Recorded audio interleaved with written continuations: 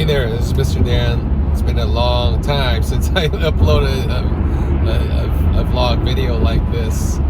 Yeah, don't mean to skip so many days. I'm sure it messed up the algorithm on YouTube's side, by not uploading regularly. And I have to start things over again, but that's okay. I'm gonna just try to do this once a week and share some thoughts that I have about life, design, our walk with God, and the times that we live in. So, the last couple of days has been frigid here in North Dallas, Texas. Oh my gosh, we had temperatures of like 8 degrees Fahrenheit. I mean, for you guys up in the north in Chicago, this is probably nothing, but for us being this far south, this is having this kind of weather is pretty amazing. To be able to experience that Arctic kind of a chill. We had days when we were even colder than Boston or even Anchorage, Alaska, believe it or not. Oh my gosh. So anyways, today I want to share, I don't know if this is a wisdom. This is more like my bias, my perspective about things. I just want to share my heart out. It's I feel kind of sad, and this is something we need to really pray for, that I've been encountering more and more like students, churchgoers, who are Christians, followers of Jesus, who's been hurt in the church, and dare I say hurt by the church. And unfortunately, this is not something we want to talk about in a normal church setting. And unfortunately, there are not a lot of people out there who address this issue. Not a lot of preachers, not many books. There are preachers and books, speakers who address this issue, but I haven't come across many. And especially true within the Chinese-speaking world. I commit and I serve at a Chinese-speaking apostolic center, and my pastor probably is one of the few church leaders, if you will, within the Chinese-speaking realm that I know of that really addresses this issue of difficulties in managing churches and difficulties that we encounter in a Christian or a church environment setting. So I'm extremely grateful for being part of that, being involved with her in her leadership, doing that. Having said that, there's not a lot of people out there, who addresses, I suppose, spiritual wounds, spiritual spiritual hurt from within the church walls. Again, I know there are books out there. I've read a few of them. I glanced at a few of them, but there's not a lot of them, and certainly not a lot of people are talking about it. Certainly, I haven't seen large,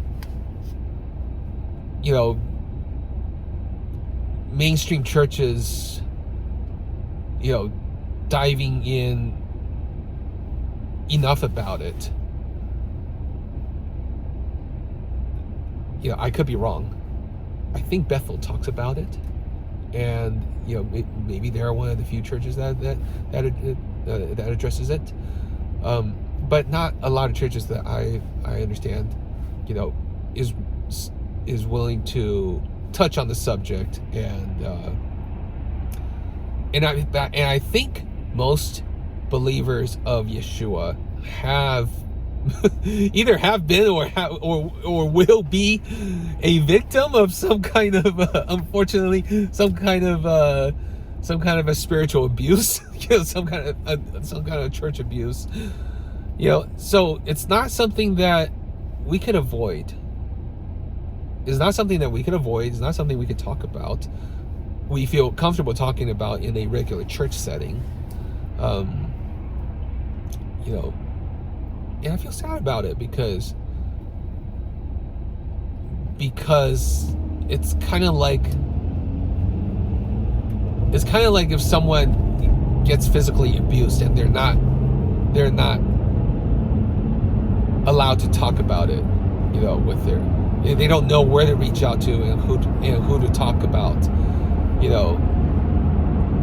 We're far from perfect, but I think here in America we made strides to make abuses and recovery, and be able to come out,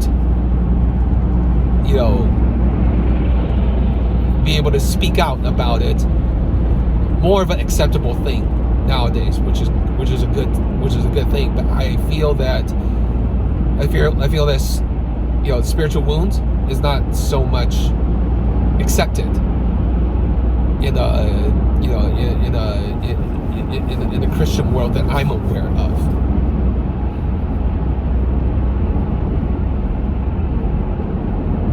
So when I'm in a position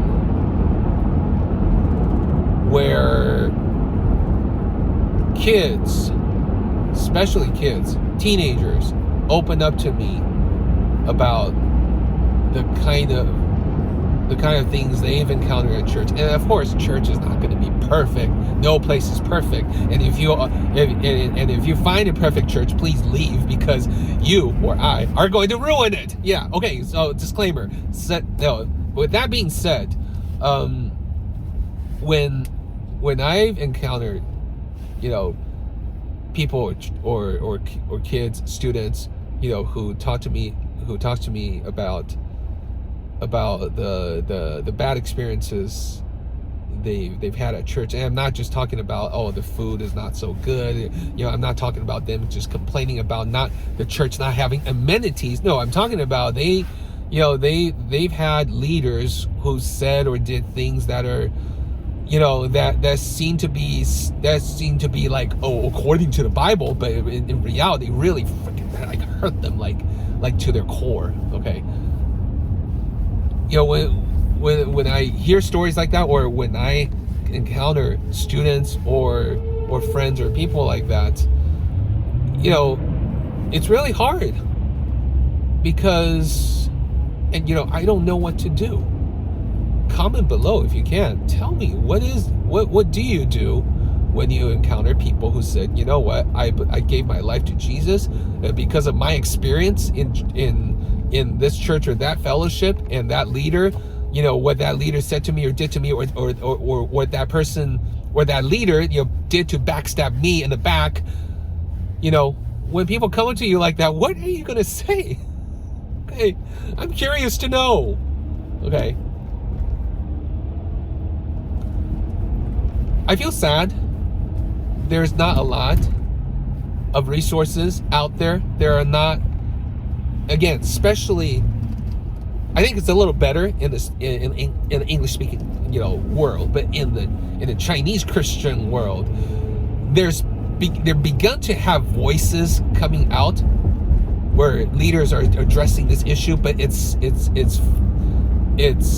far from a popular topic. I mean, it's very, for the most part, it is preferred to be, to be stuffed down.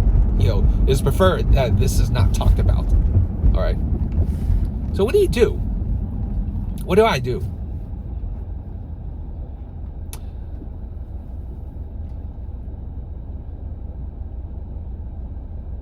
I think I want to send a message out there that there is hope. There is hope. Yes, most churches aren't willing to address this issue. Most churches cannot deal with really, really, really weird people who had weird experiences with God or with church or with their personal relationship with God or with their walks with God. You know, we can accept those people, yeah, who may have messed up their lives. They took drugs and they grew up in abusive homes. They got abused, you know, blah blah blah. But they accepted Jesus, and then everything turned well. Yes, church, celebrate that, you know, awesome. But there are a lot more of those who accepted Jesus, and then for at least the time being, seemed like their life got more messed up because of the messed up things they experienced at church or through church or despite church. Okay. I want to say, don't give up hope. There is hope. There are people, God will send those people to you who can and willing and are experienced enough to walk through your journey with you. Even if they may not completely understand your journey, they're willing to walk through with you. I think probably that's one of the first step, is to realize that first of all, we need to pray. We definitely don't give up. Don't give up praying. Don't give up crying out for God. Don't give up crying out for help when there seems to be no help, especially if you feel like all hope is lost because church can't help you. Maybe even the church is kicking you out because of something you've done, which may or it may not even be like a sin. You know, maybe it's just church doesn't like you because you don't speak the right way or wear the right clothes or have enough money, okay, or fit in with the crowd. Maybe the church kicked you out or just kind of neglected you, because of that, because you can't fit in. You know, don't give up. If you earnestly seek God, He will find a way to find you, to find you where you're at. He will find a way to get to you where you're at. He'll send people to you in your way. He'll send resources, books, whatnot, whatever it is you need to get to you. So first thing is, don't give up. Second thing is, I'd say, know that there are people out there. There are people that God has raised and is raising out there who has been through enough experiences with God and with life that they could tolerate. Not only tolerate, but they could at least sit through with you and just kind of like, you know what, it's okay that you're not okay. It's okay that you're not okay. I don't know, I don't have the answers, but I'm here for you. You need people like that, and there are people like that. Okay.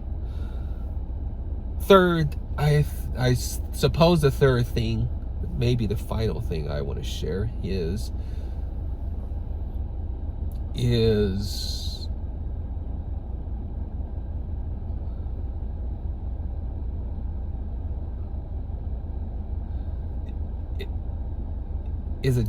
this is a journey. It's a journey. And when I say journey, I don't mean that there is no hope that you will be able to recover. I don't mean that. I mean that it does take time. It does take a process to go through the kind of healing you need to go through. But know that as you walk through this journey, you are